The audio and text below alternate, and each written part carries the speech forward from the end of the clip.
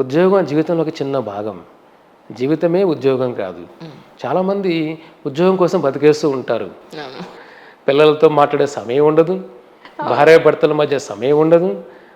సమాజంలో ఏం జరుగుతుందో సమయం ఉండదు. వాడికి ఉద్యోగం తప్ప వేరే ప్రపంచమే లేకుండా బతికేస్తున్నారు కొంతమంది జీవులు కూడా. అవును. కాబట్టి పక్షులు కూడా 6 తర్వాత పనిచేయవు, పడుకుంటాయి. మీరు హైదరాబాద్, బెంగళూరు సిటీలో చూడండి, 11, 12 వస్తూ ఉంటారు. కొంతమంది మధ్యాహ్నం, సాయంత్రం అర్ధరాత్రుల్లో 3 గంటలు ఇంటికి వస్తూ ఉంటారు. రత్నాలు ఎన్నో ఉంటాయి, కానీ నాణ్యమైన రత్నం అతి తక్కువ ధరకే లభించే ఏకైక సంస్థ 6JVR. సౌత్ ఇండియాలోనే ద బెస్ట్ 6JVR. అంటే ఉద్యోగం అనేది కూడా అది మన జీవనాధారం కోసం, కానీ అదే జీవితం కాదు. కాబట్టి మేము ఉద్యోగం చేసే సమయంలో కూడా ఆ ధనాన్ని భగవంతుడి సేవ కోసమే వెచ్చించేవాళ్ళం. శరీర పోషణ కోసమే కాదు. మీకు చెప్పినట్టుగా మన శరీర పోషణకి ఎంత కావాలో చెప్పండి. మన శరీర పోషణ కావాల్సింది కొద్దిగా, మనసు ఇంత అడుగుతుంది, కానీ నిజంగా మనం తీసుకునేది ఇంతే. కాబట్టి మిగతాంత ఏమవుతుంది చెప్పండి. కాబట్టి భగవంతుడి సేవ కోసం ఆ సమయంలో ఉద్యోగం చేయవలసి వచ్చింది. ఆ ఉద్యోగం ద్వారా దేవాలయాలు నిర్మించడంలో కానీ, 10 మందికి ధర్మ ప్రచారం చేయడం కానీ, అమెరికాలో 10 మందికి భగవద్గీత జ్ఞానం ఇవ్వడం కోసం. కాబట్టి ఉద్యోగం భగవంతుడి సేవ కోసం, శరీర పోషణ కోసమే ఉద్యోగం చేయలేదు, భగవంతుడి కృప వల్ల. ఆఫీస్కి వచ్చేటప్పుడు, ఇంటికి వెళ్ళేటప్పుడు చెక్ పోస్ట్ సర్కిల్ దగ్గర, జూబ్లీస్ చెక్ పోస్ట్ సర్కిల్ దగ్గర ఎంతో మంది ఇస్కాన్కి సంబంధించిన ఒక అటైర్లో ఉంటారు. ఇలానే బొట్టలు పెట్టుకుని భగవద్గీత అందరికీ వచ్చి అస్సలు వాళ్ళు మొహమాట పడరు. ఇలా గ్లాస్ కొట్టి ఇది తీసుకోండి అని అడగడానికి మొహమాట పడరు. అండ్ మోరోవర్ వాళ్ళు ఎంత రెస్పెక్టబుల్గా ఉంటారంటే వెల్ ఎడ్యుకేటెడ్స్ ఉంటారు. అందులో చాలా పెద్ద పెద్ద జీతాలతో పనిచేస్తూ పెద్ద పెద్ద కంపెనీలో వర్క్ చేసిన వాళ్ళని కూడా నేను చూశాను. ఆ సిగ్నల్ దగ్గర ఆగినప్పుడు వాళ్ళు ఎంతో, అంటే ఏ మాత్రం హెసిటేషన్ ఉండదు వాళ్ళలో. ఒక వ్యక్తి దగ్గరకో, ఒక కార్ దగ్గరకో వచ్చి ఇది తీసుకోండి అని అడగడానికి హెసిటేషనే ఉండదు. వాళ్ళు అలా ఎలా తయారవుతారు యాక్చువల్లీ అంటే కలియుగంలో ఏమిటంటే, ముందు యుగాల్లో ప్రజలు సాధువుల దగ్గరికి వెళ్ళేవాళ్ళు. ముందు యుగాల్లో సత్యయుగం, త్రేతాయుగం, ద్వాపరయుగంలో ప్రజలు సాధువుల దగ్గరికి వెళ్ళేవాళ్ళు జీవితం తెలుసుకోవడానికి, గురుకులకు వెళ్ళేవాళ్ళు. అలా ఉండేది. కలియుగంలో ఏమిటి చెప్పండి. ప్రాయేణ అల్పాయుషే కలియుగే జనః మంద సుమందమతయో మంద భాగ్యో ఉపద్రుతః. ప్రాయేణ అల్పాయుష. కలియుగంలో మనుషులు ఎలా ఉన్నారంటే మంద భాగ్య, దురదృష్టవంతం. ఎందుకంటే కృష్ణుడు నడిచిన నేల, రాముల వారు నడిచిన నేల, కానీ ఆధ్యాత్మిక జ్ఞానం చాలా తక్కువ ఉంది. మంద భాగ్యం, అదే దురదృష్టం. ఎందుకంటే అదృష్టం కూడా ఇటువంటి నేలలో పుట్టడం దురదృష్టం. ఎందుకంటే ఈ నేల పుట్టినా ఆ భగవంతుని తెలుసుకోవాలనే తాపత్రయం లేకపోవడం దురదృష్టం. మంద బుద్ధి అంటే ఇప్పుడు చూడండి, మనం 1 గంట మాట్లాడిన తర్వాత ఏం మాట్లాడో మర్చిపోతాం. అవును. మన అలారం లేకుండా, రిమైండర్ లేకుండా, ఏమీ లేకుండా జీవితం నడవదు. పొద్దున లేయాలంటే అలారం ఉండాలి, నెక్స్ట్ ఏ పని చేయాలని అలారం ఉండాలి. ఇవాళ చెబితే 1 గంటకి మర్చిపోతూ ఉంటాం.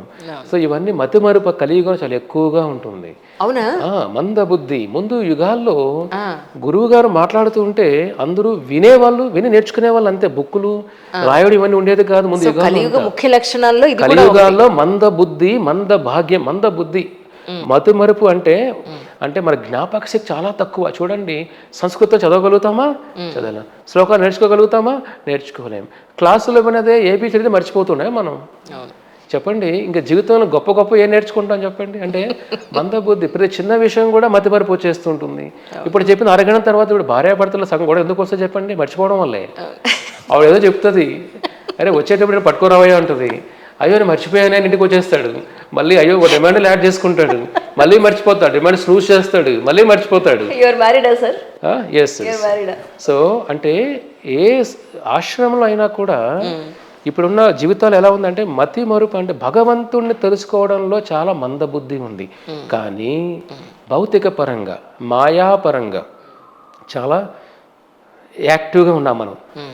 పొద్దున్న 4 గంటల సినిమా షో అనుకోండి, వెళ్తాం, తప్పకుండా వెళ్ళిపోతారు.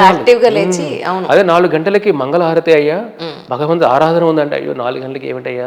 ఇదే విషయం నేను మా పిల్లలతో అంటే, ఏదో సినిమా రిలీజ్ అవుతుంది, మేము తెల్లారగట్ట 4 షోకి వెళ్ళిపోతాం. మొన్న ఒక షోకి వెళ్ళొచ్చారు వాళ్ళు.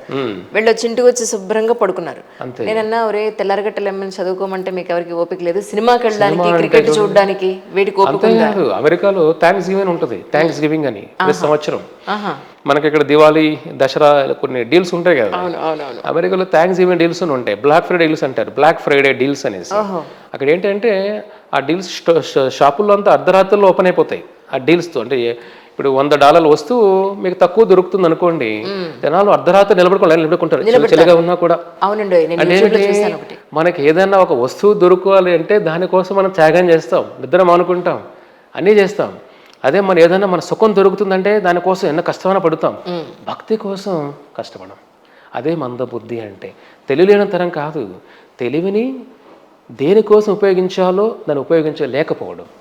ప్రతి జీవిలో కూడా శరీర సుఖం దొరుకుతుంది, ప్రతి జంతువులో సుఖం దొరుకుతుంది, తినడం కానీ, పడుకోవడం కానీ, పిల్లలు కనడం కానీ. ప్రతి జీవరాశి చేసే పనే ఇది. మనిషి కూడా అదే ప్రక్రియలో ఉంటే ద్విపాద పశువు అంటారు, 2 కాల జంతువులు అంటారు. అంటే మన మానవ శరీరం జంతు లక్షణాలు. కాబట్టి మనం మందబుద్ధి. జంతువుల్లో మీరు భగవద్గీత చెప్పండి, అర్థమవుతుందా వాటికి? అర్థం కాదు. అదే ఒక ఆహారం పెట్టిన తినేస్తుంది, మనం చెప్పాలని అవసరం తిరువుని. నిద్ర వచ్చినప్పుడు పడుకోవాలని నేర్పిస్తాం వాటికి? నేర్పియం. ఆ పిల్లలకి నేర్పిస్తుంది, జంతు పిల్లలకు కూడా ఎలా పడుకోవాలి, ఎలా తినాలి, ఎలా ఆహారం తెచ్చుకోవాలి నేర్పిస్తుంది. అంతే తప్ప భగవంతుడు ఎలా పూజించాలి, భగవద్గీత అంటే ఏమిటి, భాగవతం అంటే ఏమిటి, సంస్కారాలు అంటే ఏమిటి, గుణాలు అంటే ఏమిటి, ఇవన్నీ ఏవో నేర్పి వాటికి ఏ జీవరాశులు కూడా. మనిషి కూడా ఏం చెప్పి పిల్లలకి నేర్పిస్తారు ఇప్పుడు? ఎలా చదవాలి, ఎలా ఉద్యోగం తెచ్చుకోవాలి, ఎలా సంపాదించాలి, ఎలా పెళ్లి చేసుకోవాలి, ఎలా పిల్లలు కనాలి. ఇంతవరకే నిలిచిపోతుంది జ్ఞానం అనేది. దానికి బయటికి రావాలి. అదే అందుకే మందబుద్ధి అంటారు శాస్త్రాల్లో. కాబట్టే ఈ కలియుగంలో సాధువులే మనుషుల వెనకాల పడిగెడుతున్నారు. అరే బాబు నువ్వు మర్చిపోయావు అన్నీ కూడా. కాబట్టి భక్తులు ప్రజల కోసం ఆరాడుతున్నారు. అరే మీరు అన్నీ మర్చిపోయి ఎక్కడో వెళ్ళిపోతున్నారు మీరు. కాబట్టి మీ భక్తుల్ని ఎక్కడెక్కడ చూస్తూ ఉంటారంటే కారణం ఏమిటంటే ముందు యుగాలు అవసరం లేదు. ప్రతి ఒక్కళ్ళు అతతో బ్రహ్మ జిజ్ఞాస. అతతో అంటే ఇప్పుడు ఈ దేహం వచ్చింది కాబట్టి మానవ దేహం బ్రహ్మ జిజ్ఞాస అంటే నువ్వు ప్రశ్నించే మొదలుపెట్టు. ప్రశ్నించడం ఏమిటి?